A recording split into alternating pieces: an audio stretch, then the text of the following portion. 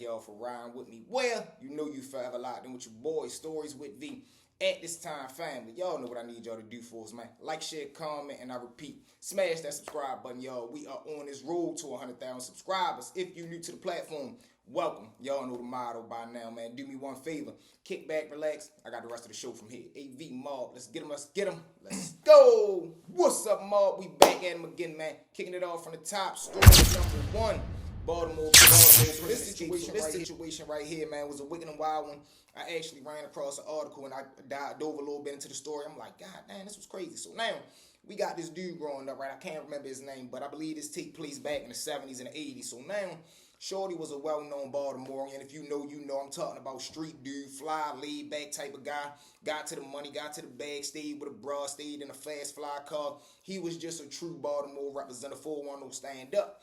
So now, you know, he jumps into the hustle game. He start fucking around with the smack. So now, as he out there, he got stuff pumping and jumping. He started to do, and I believe it was a fad during the 70s and the 80s. He started to dibble and dabble in his own product. So now he started tooting for real. So he putting the smack up in him, but it's not to a point to where as though he an addict, but he a functioning addict, meaning as though he's still getting money, he's still conducting and handling all his business, but that's just like what he get into for real. That's just his little shot. So now, about a year or two into him running and ripping like this, he ends up getting a full-blown habit. And then at that point, it gets to the point to where as though he down bad. He done fell off in a hustle game. He done sold his cars. It really got out of control. He started to spiral out of control. So now it gets to the point to where as though now he not a hustler, but he's still a street dude. He start to rob. So now he start robbing little dope houses. He start robbing dope guys. He start robbing stash spots. I'm talking about anything and everything moving. He was getting at him if he felt as though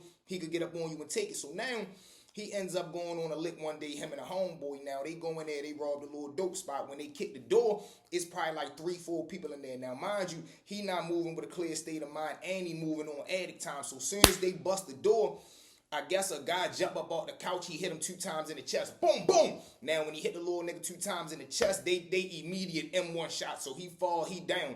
A broad jump up. She starts screaming. She tries to take off running towards the back door. He catches her 2 times in the back. Boom, boom. She falls. So now he looking at his homeboy like, man, what the fuck, man? Do something. Help me.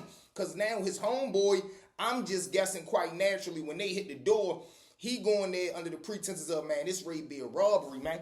Now, and this is how situations can escalate from 0 to 1,000. It started off as a robbery. Immediately through the door, you done caught a double M1, man. What the fuck is you doing?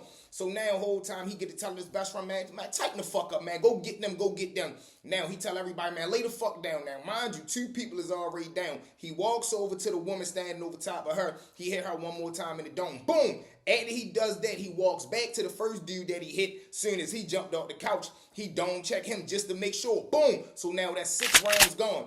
The rest of the people that's in the house, they lay right down on the ground. Of course, they crying, listen, man, we don't want no trouble, man. The money over there, the work over there, man. Listen, y'all done already did what y'all came to do. So now, as they getting everything that they came to take together, they ready to walk out. I guess I don't know why one of the guys blurted this shit out. He ends up saying the homeboy name, like, damn, that's fucked up, Devin. So now when he say that shit, the dude that the guy that got the habit that came through the door, buck wild.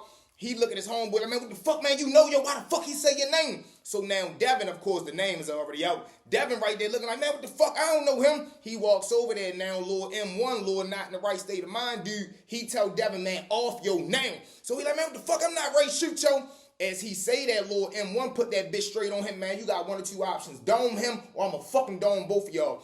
I guess just by the way the story played out, Devin wasn't trying to put that motherfucking work in. Whole time, little M1 don't tap him twice. Boom, boom. After he do that, he ends up cracking the dude that said Devin. Boom, boom. So now that's goddamn 4 people gone in the household. He ends up saying, fuck it. Now, of course, you would think he going in there, he done already came this far. You might as well off the other 2, but I guess he either ran out of bullets, or he just wanted to get the fuck up out of there. He ends up getting up out of there for real. Now, Once the people that's still in there, they jump up, of course, they breaks up out of the house screaming, help, help, what the fuck they telling the whole neighborhood what the fuck done just happened. They run next door, they get to banging on the door to use the phone. They call 911, now the whole block is out there. Everybody that live in this little neighborhood, they all outside looking, you know how it is in the hood, everybody nosy. They walking up to the door, oh shit girl, there's 3 people in there, oh my God, there's blood everywhere. Now the whole neighborhood is buzzing, everybody outside causing a whole bunch of fucking commotion. Time out, pull up. Ambulance pull up, they rush in there, they grab the bodies. Now, when they do that, homicide and the detectives and them pull down there. They want to talk to the 2 remaining, witnesses. They get them victims more so too. They get them, take them down homicide for real. They start to tell them whatever they tell them. But they do tell them like, man, the dude, one of my homeboys that ended up getting cranked, he knew the guy Devin. So now the only thing they got is, okay, one of the shooters' name was Devin, but he's no longer here because his partner must have went out the deep end. So now they start to put their ears to the street. Now, Devin and Lord M1, they ran in the pack. Now, his homie named Ted. Now, Devin and Ted, they like best friends for real. That's night and day. So when the detectives start to, dig into the streets, they start to, of course, grab up addicts and shit like that. They ends up putting the name to the second suspect, which is Ted. So they end up finding out that Ted, they put the warrant out for him. Now they searching for him. About a month later, they catch him down bad in a raid. Now, mind you, he didn't just rob this dope house over here, but he shoots across town to try to off. He's trying to find his flow again. Mind you, he's still getting high. He's still putting the smack up in him, but he trying to get it to the point to where as though I use, so I'm going to hang around others that use. But what I'm going to do is I'm going to serve them, and then the money that I make and the profit of the work that I got, I can just get high off of that and stack my money. This is the little game that he playing with himself. Long story short, they ends up blitzing the door. He in there. They knock him off. When he get down there, not only do he get booked for the shit in the house, they run his fingerprints. He get booked for the body. Now, when he get booked for the body, he go through trial. They ends up giving him double life. Get double life. They send him up Brockbridge. Now, he get up there, they say he's serving 6 years. Of course, he doing his time up there, running through shit. He still a made man. He slinging that motherfucking metal. He doing what he want. He still getting high. He gave a little bit of war wounds. He done took a little bit of war wounds, but it's all in the game. So now, he up there bitten for like 6 years. He get like 6 years in his bit. He say, man, fuck that. I need to get out of here. So now he start to put together the escape plan. He links up with a couple of other good men. They put the plan together, man. Listen, man, we gonna go over the wall. Or long story short, we gotta get the fuck up out of here. Now, they ends up, I believe they knock out a CO. They knock out 2 COs, handcuff them. Of course, they knocked out though. Handcuff them, take their uniform for real. Somehow, some way they managed to get up out the jail. He gets up out of, this is real life too. You can like Google this shit. They gets up out of the jail for real. They walks out the jail. They got, when they get out of Brockbridge, they make it to like a main road. They ends up jacking the dude for a car. They jack the dude for the car. They gets up out of there. This is how they know. By the time the count come out, they already know, yeah, the 2 escapees is armed and dangerous because they didn't just beat this dude up and took his car. So now they make it back in town. He running for maybe, let's just say 60 days. With him being on the run for 60 days, he decide one night him and a little bro gonna go to a restaurant. He stumbled across a couple of dollars. Go to the restaurant. In there, cooler, having a good night. Mind you, he high out his mind, though. So the waiter that come right there, they get into a little verbal argument for real. Shit go left. He go crazy. He crack her. Boom. Now, when he crack her, she falls down. It's a guy right there. He say something and jump up. Now, mind you, the dude so gone in his head, he grabbed a butter knife off the table, blitz him. Mop, mop, mop.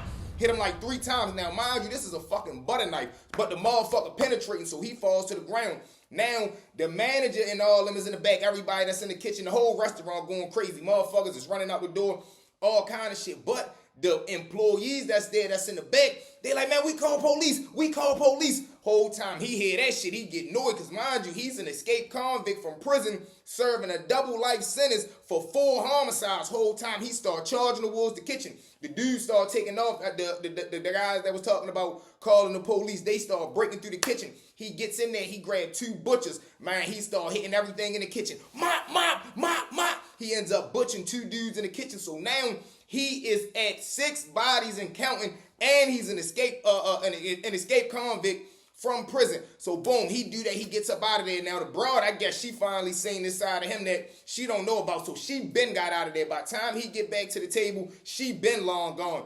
He stumbles out for real. He gets up out of there. Now he get away with that. But like I told you, he an addict. Like He's not to the point to where as though he got a house to stay at. He just making it day by day. This is why he was able to do some wild old shit like that.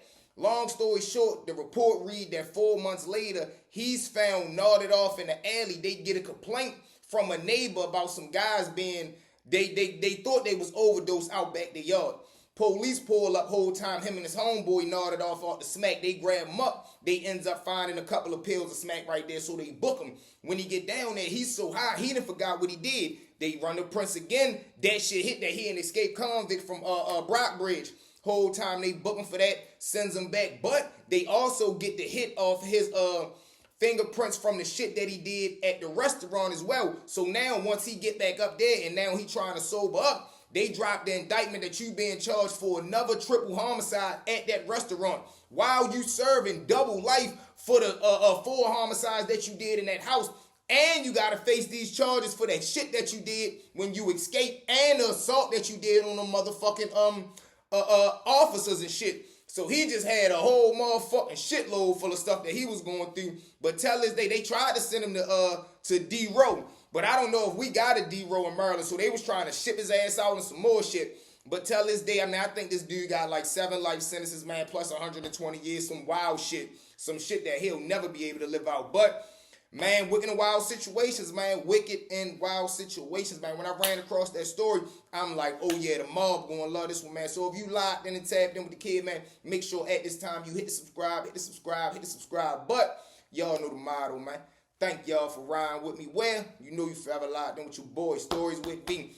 At this time, one more time for me, mob. Like, share, comment, and I repeat, smash that subscribe button, y'all. We gonna be at 100,000 subscribers in no time, man. From the bottom of my heart, I love each and every one of y'all. Y'all know the motto. Say it with me. Let's get them. Shit, let's go. We out.